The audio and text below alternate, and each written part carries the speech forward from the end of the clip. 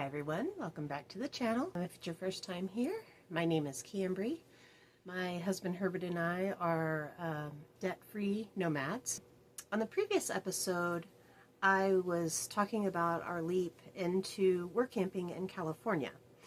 As I said in the previous video, we were in California for about 3 years. Do the math. We started in 2018, which leads us to about 2021, which means we were doing that during COVID. That was definitely an interesting time, especially being a work camper. Now, we were very fortunate in the fact that the company that we worked for, while we were put on furlough, we were able to claim unemployment, but the company wanted to leave us there at the campground we were at as kind of in a security position, just to make sure nobody was coming into the campground or the day use area. National Forest was closed, which was interesting because that is the best place to probably socially distance yourself. But nonetheless, we were staying there. We had split our time between one campground that was kind of on the inside of the Central Coast and then another one in Big Sur right on the coast. And we had our RV parked within those campgrounds. And, you know, if anybody came in just trying to be where they weren't supposed to be, we were, as politely as we could, we're asking them to, you know, leave the premises. But one thing that really kind of dawned on us during that time was, what would we have done if the company had not let us stay in the campground? We realized that we had nowhere to go.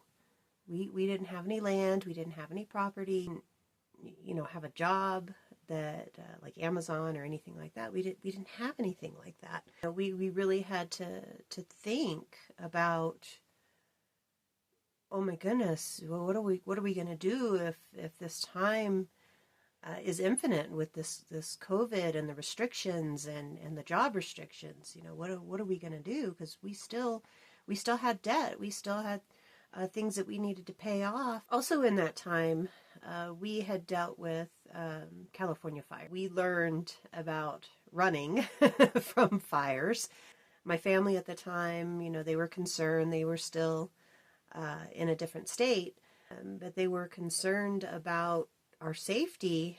And I always said, hey, our house has wheels for a reason. And we use those wheels. And we are, thankfully, our company, when these fires were going on, our company allowed us to move to other campgrounds that they had where they could utilize us, especially once the furloughs had lifted. They utilized us and moved us down to Santa Barbara for a while to so we could be protected from those fires. I wanted adventure, and boy did I get it. So we decided that we needed to start looking for land. And this was in late 2020, early 2021. And we looked a lot. My husband predominantly did the research. At that point in time, we had saved up quite a bit of money. So we decided that we're going to find some land. So we did. We did find a couple of other properties that we went and checked out. Well, one we didn't check out, but we had one that we did take a trip to go check out. We liked that one. We were in the middle of purchasing it, and then that fell through due to, I think there was a lien on that particular property. Another property in Arizona that we were looking at, unfortunately, the owner passed away in the middle of us trying to purchase that property. It had passed away from COVID, ironically enough. So that fell through. But what did they say? Third time's a charm. We found our current property. We put in a bid to purchase it, and it did go through.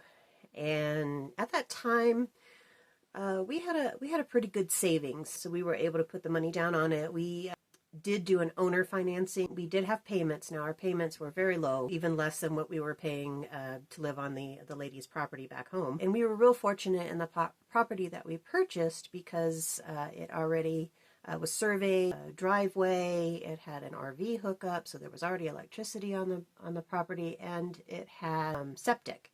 So the only thing that we did not have once we purchased the property was water. Pretty early on, once we purchased the property, we had to figure out water.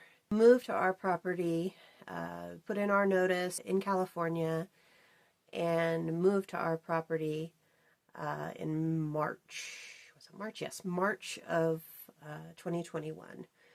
Brought our RV here, and we hooked up.